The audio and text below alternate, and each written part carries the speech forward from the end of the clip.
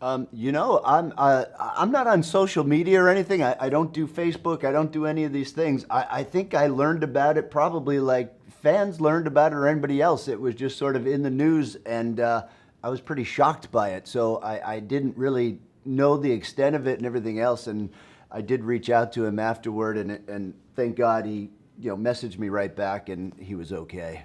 Actually, other people texting me who saw what had happened through the news and contacted me. And same thing, I texted Kevin and reached out to him. And then obviously a couple hours later, he got back to me saying that, he had pulled through and he's feeling fine.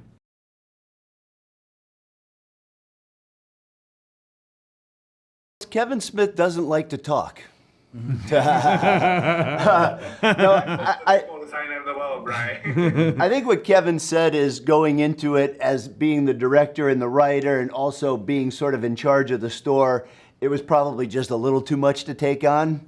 So I luckily was able to step into those shoes.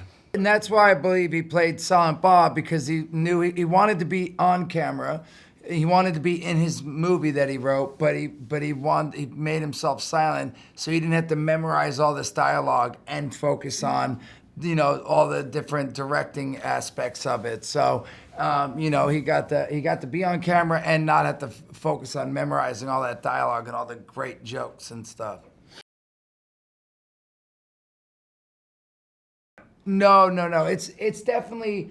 Over the years, I've gotten more comfortable and stuff. So it's definitely, I'm not shy at all anymore being on camera. It took years. I feel like when we did Mallrats, so we did Clerks, I was super nervous, would ask people to go inside. I'd ask, if we were inside, I'd ask people to go outside.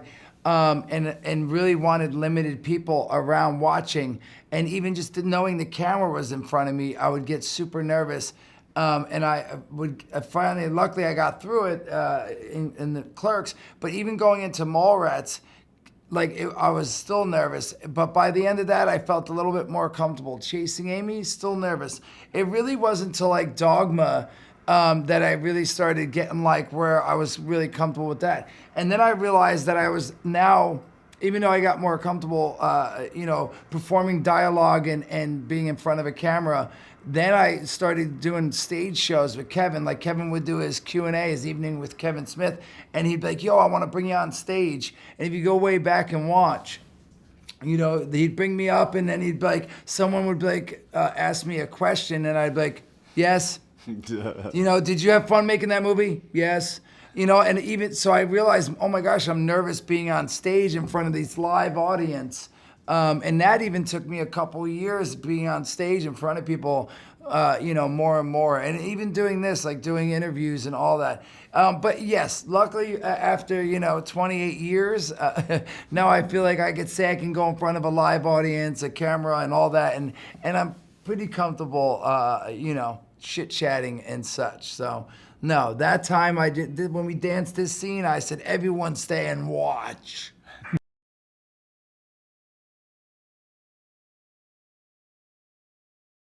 Oh, absolutely. I think the NCAA rating, the NC-17, rating from the MPAA definitely would have killed a lot of ways that the movie could have been seen. It wouldn't have been able to go into a lot of theaters theatrically. Video store rental places wouldn't have been able to carry it Blockbuster at the time. Nothing harder than an R would ever get into their stores. So thankfully, first of all, the rating on its merits was kind of weak to say that a movie can't be seen because of just the subject matter that's discussed. There's no violence, there's no graphic nudity, there's no obscene kind of sexual conduct. So for something to just be rated that, it was a very strong case that Miramax made with Alan Dershowitz as the lead lawyer in that case, actually, to get the appeal reversed. And thank God it did, because here we are now 28 years later and so many Kevin Smith movies later talking to you about Clerks III. If they ever would have made us cut out the cursing, it would have been a 6-minute movie. I always say it's sort of easy to go back to these characters because, we've done it for a number of years now, so it's very comfortable to do. And being in the store and working with Kevin is always just a very comfortable, safe setting for us. And as far as what I want the fans to take away, I want the fans to be just as excited as I was reading the script to see where these characters go. So I just hope the fans enjoy it. I hope they, after 15 years, like to see sort of the push through of the story. What would you? So I'm glad to see that we were able to do this film. I think the fans, especially the ones who were with us ever since 1994, will see this kind of arc, this character arc of all the relationships involved. Dante, Randall, Jay, and Silent Bob. Some of the women from the other films come back as well. It's really a great kind of synopsis of where they are. This snapshot of where they are now. Same thing. I mean, again, I agree with both of them on, it's, I guess I would say where we take it, because I know they want you to get, I hope people take away from this. It's like they get to see where they were at 20 years old and then to now. Like there's all this stuff has gone on.